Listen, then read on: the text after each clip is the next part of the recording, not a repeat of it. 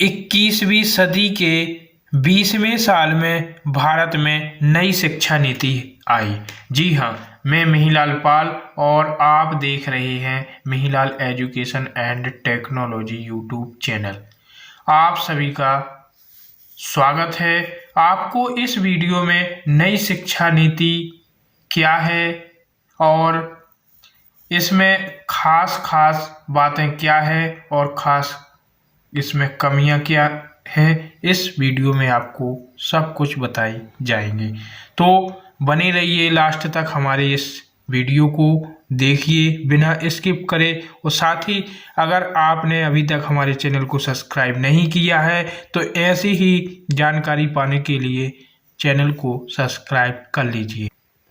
भारत में सर्वप्रथम 1968 में नई शिक्षा नीति बनाई गई थी। इसके बाद 1986 में बनाई गई थी। इसके बाद नई शिक्षा नीति को 1992 में थोड़ी सी संशोधित की गई थी। लगभग 34 साल बाद 2020 में पुनः नई शिक्षा नीति को लेकर अहम बदलाव किए गए हैं, जिसमें शिक्षा संबंधित बहुत से नियमों में बदलाव किया गया है। वही हाल ही में मानव संसाधन प्रबंधन मंत्रालय यानी ministry of human resource development का नाम बदलकर मिनिस्ट्री ऑफ एजुकेशन कर दिया गया है। यानी पुराना नाम मानव संसाधन प्रबंधन मंत्रालय ने शिक्षा नीति में बदलाव के साथ अपने मंत्रालय का नाम भी बदल दिया है।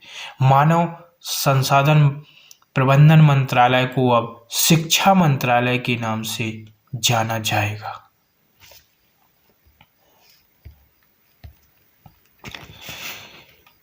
इसरो प्रमुख डॉक्टर के कस्तूरीरंगन की अध्यक्षता में शिक्षा नीति को लेकर नई समिति का गठन किया गया था और मई 2019 में कस्तूरीरंगन समिति ने राष्ट्रीय शिक्षा नीति का नया रूप सरकार के समक्ष प्रस्तुत किया, जिसे कैबिनेट बैठक के दौरान सरकार द्वारा मंजूरी दे दी गई और वर्ष 1986 के बाद भारत में यह तीसरी शिक्षा नीति है जो भारत में लागू होने जा रही है, जिसके तहत एजुकेशन पॉलिसी में बहुत से बदलाव किए जा रहे हैं।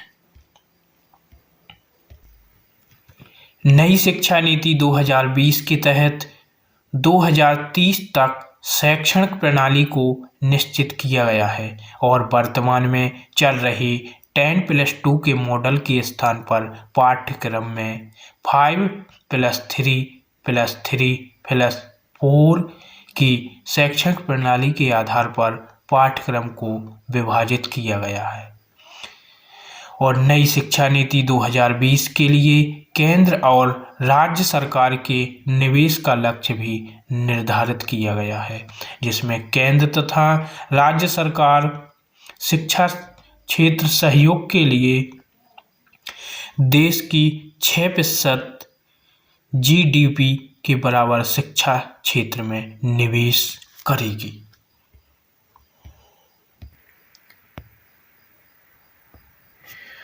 पहले की शिक्षा नीति जो होती थी, पहले की शिक्षा नीति में 10+2 चलता था, यानी 10+2 स्ट्रक्चर को खत्म कर 5+3+3+4 कर दिया गया है। अब पहले देखेंगे कि 10+2 क्या होता था। 10+2 में क्या होता था कि 1 से 10 तक पढ़ाई की, इसके बाद 2 साल और, यानी 12वीं तक स्टेट गवर्नमेंट पढ़ाई करवा कर किसी यूनिवर्सिटी के हवाले फिर इसके बाद कर देती थी कि आप BA करना है, BSc करना है, BCom करना है तो आप अब यूनिवर्सिटी से कर लीजिए। 1 से और 12वीं तक स्टेट अपने स्टेट के माध्यम से, जैसे कि MP board, UP board, Bihar board से ही होती थी। इसके बाद आपने BSc, BCom या कोई भी BSc ये नहीं सुना होगा कि आपने बिहार बोर्ड से की है कि UP बोर्ड से की है, MP बोर्ड से। तो 1 से 12 तक स्टेट गवर्नमेंट ही पढ़ाई करवाती थी, उसी के अंडर आपको करनी होती थी। अब इस स्ट्रक्चर में चेंज करके 5+3+3+4 कर दिया गया। अब यह स्ट्रक्चर नहीं समझ में आ रहा है कि यह क्या है, तो आपको यह समझने की कोशिश करेंगे। तो अब जो पहला स्टेज है इसमें फाउंडेशन स्टेज, तो इसमें 5 साल अब छात्र को पढ़ना होगा। तो 3 ईयर इसमें प्ले रहेगा, यानी pre primary first, pre primary second और बाल वाटिका। तो इस प्रकार से 3 साल इसमें प्ले में पढ़ना होगा, इसके बाद 2 साल कक्षा 1 और कक्षा 2। तो इस प्रकार से फाउंडेशन जो स्टेज है उसमें 5 साल अब बच्चे को पढ़ना होगा। प्ले में जो पढ़ाई है वो पढ़ाई नहीं करनी पड़ेगी, केवल जो पहले की शिक्षा नीति में क्या होता था कि स्कूलों में केवल पढ़ाई होती थी और खेल कूद, जो संगीत है, चित्रकला है, ये नहीं होता था। तो अब क्या होगा कि 3 साल तक तो बच्चे को स्कूल में खिलाया जाएगा कि जो उसकी पसंद है करने दो, कोई रोक टोक नहीं।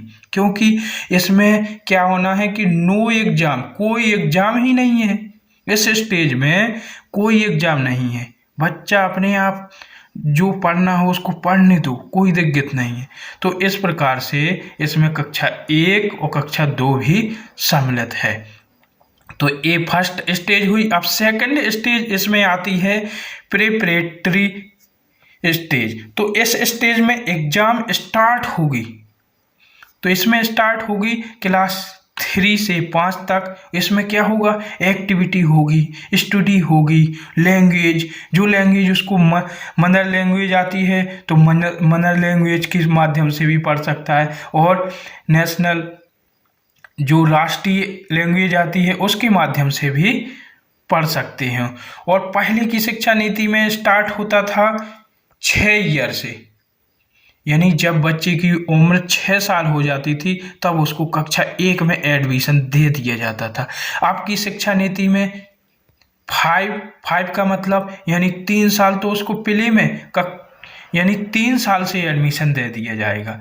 3 साल 4 5 वो प्ले में पढ़ेगा, इसके बाद 6 और 7 में कक्षा 1 और 2 अपनी क्षेत्रीय भाषा भी ले सकता है, और इसमें नेशनल लैंग्वेज भी सीख सकते हैं। क्षेत्रीय भाषा को सबसे ज़्यादा इसमें प्रोत्साहन दिया गया है ताकि बच्चा सबसे ज़्यादा इस में स्टडी करने के लिए अपना जुड़ाव बना सके, ताकि अपनी क्षेत्रीय भाषा होती है बच्चों को सबसे अच्छी लगती है, क्योंकि उसमें जो भी पढ़ाया जाता है वो अच्छे से समझ में आ जाता है।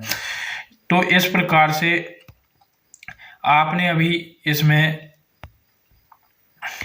देखा कि यह स्टेज क्या होती है और 3 स्टेज क्या है। 3 साल की यह स्टेज दी गई है और 5 साल की यह स्टेज है। आप देखेंगे 3 क्या है, 3 का अर्थ क्या है, यानी इसमें भी अपन को 3 साल पढ़ना पड़ेगा। तो 3 साल इसमें कौन कौन सी कक्षाएं होंगी देखते हैं।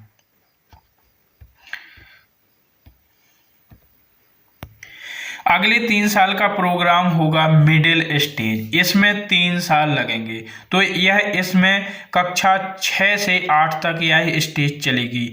इस प्रकार की स्टेज में आपको कंप्यूटर कोड को भी सम्मिलित किया गया है, यानी जो 6 से 8 तक के बच्चे हैं उनको कंप्यूटर में भी ज्ञान दिया जाएगा। वोकेशनल जो कोर्स होते हैं, ट्रेड हैं, उसमें भी उनको जोड़ा गया है ताकि वो व्यवसायिक पाठ्यक्रम में भी अपनी रुचि ले सके। जैसे उसको IT, ब्यूटी, माली, सिलाई, बढ़ई के कोई भी काम सीखना है तो उसमें भी आप पढ़ाई 6 से 8 तक कर सकते हैं। इसमें मैथ, साइंस, आर्ट इसको भी जोड़ा गया है ताकि यहीं से वो सब्जेक्ट को समझ सके कि मैथ, साइंस, आर्ट क्या होती है। और इसमें एक मिडिल स्टेज में एक अपन को इंडियन लैंग्वेज भी चुननी होगी, कोई भी एक, चाहे हिंदी चुन लो, चाहे अंग्रेजी चुन लो, चाहे संस्कृत, एक लैंग्वेज चुनना भी इसमें जरूरी है। 5 स्टेज पढ़ी, यानी 5 साल बच्चों को कैसे बिताने होंगे, 3 साल कैसे बिताने होंगे, 3 साल और प्लस 4 साल। अब 4 साल देखेंगे कि आप सेकेंडरी स्टेज में पहुंच चुके हैं। सेकेंडरी स्टेज में आपको 4 साल बिताने होंगे।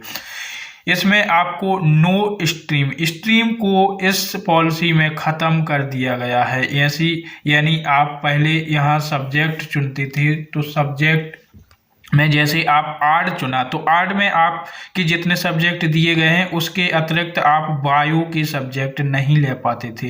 अब आपको नो स्ट्रीम के तहत आप एक बायोलॉजी ले लीजिए और आपका राजनीति विज्ञान पढ़ना तो राजनीति भी ले लीजिए, मैथ पढ़ना तो मैथ, यानी आप खिचड़ी बनाकर कोई भी सब्जेक्ट अपने इसमें ले सकते हैं। इस प्रकार से मल्टीपल सब्जेक्ट का चुनाव आप कर सकते हैं।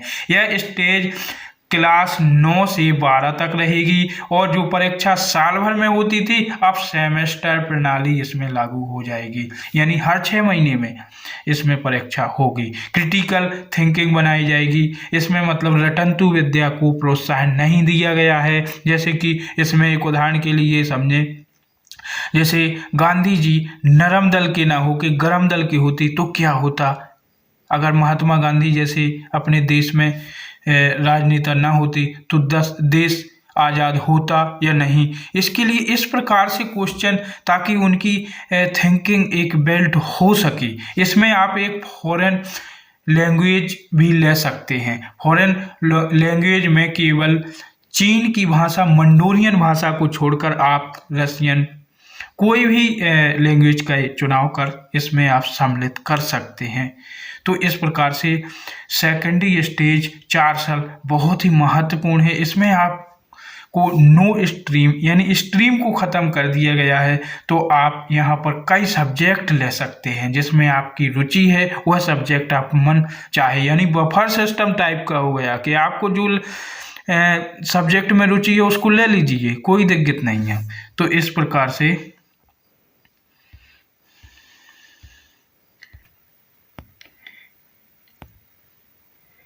आइए अब देखते हैं कि ग्रेजुएशन कैसे होगा। ग्रेजुएशन बहुत ही इसमें रोचक जानकारी दी गई है कि इसमें आप 4 साल का ग्रेजुएशन कर सकते हैं, लेकिन पहले जैसा ग्रेजुएशन नहीं कि आपने 3 साल का हुआ करता था। 3 साल में अगर आप फर्स्ट ईयर सेकेंड ईयर तक पहुंचे और किसी कारणवश आपने छोड़ दिया तो आपको थर्ड ईयर में फिर एडमिशन नहीं मिलता था, फिर से फर्स्ट ईयर से करो, सेकंड ईयर करो, फिर फाइनल होती थी।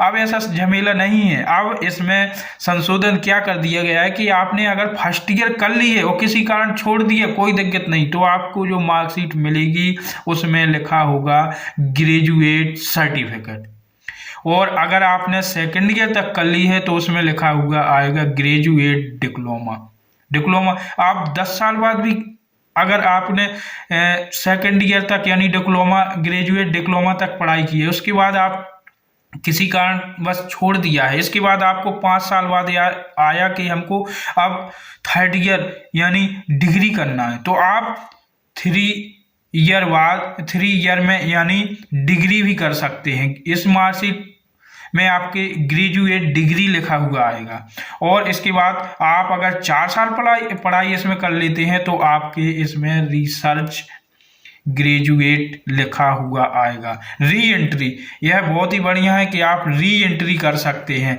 यानी आपने फर्स्ट ईयर तक की है, इसके बाद छोड़ दी है और बाद में आप करना चाहते हैं तो री एंट्री आपको उसी कक्षा के आगे की कक्षा में आपको एडमिशन आराम से मिल जाएगा। और बीए बीएससी बीकॉम का झमेला खत्म हो गया। अब इसमें ये नहीं रहेगा कि आप बीए कर रहे कि बीएससी कर रहे कि बीकॉम कर रहे, अब तो आपकी ग्रेजुएशन मानी जाएगी, जो भी सब्जेक्ट आप पहले चॉइस कर सके हैं। इसमें आपका ग्रेजुएशन में जैसे 8 विषय के तो 8 विषय के लेने पड़ते थे, बीएससी है तो बायोलॉजी इसमें लेने, या मैथ लो, बीकॉम, तो इसमें अब आपको ग्रेजुएशन ही लिखा आएगा। इसमें बीए बीएससी बीकॉम इसको इसमें खत्म कर दिया गया है। आप समझेंगे कि पोस्ट ग्रेजुएशन कैसा होगा। तो पोस्ट ग्रेजुएशन अगर आपने डिग्री स्तर तक आपने ग्रेजुएशन किया है तो आपको 2 ईयर का पोस्ट ग्रेजुएशन करना होगा, तब आपका पोस्ट ग्रेजुएशन हो पाएगा। अगर आपने रिसर्च तक कर लिया है यानी 4 साल तक ग्रेजुएशन किया है तो आपको केवल 1 साल तक के लिए पोस्ट ग्रेजुएशन करना पड़ेगा। इसमें इसलिए 1 साल और 2 साल दिया गया है। और MA, MSc, BCom यह ख़त्म कर दिया गया है, इसका इसमें कोई मतलब नहीं रहेगा, यानी आपका पोस्ट ग्रेजुएशन माना जाएगा। नई शिक्षा नीति में MPhil ख़त्म कर दिया गया है, अब यह कोर्स नहीं होगा। और PhD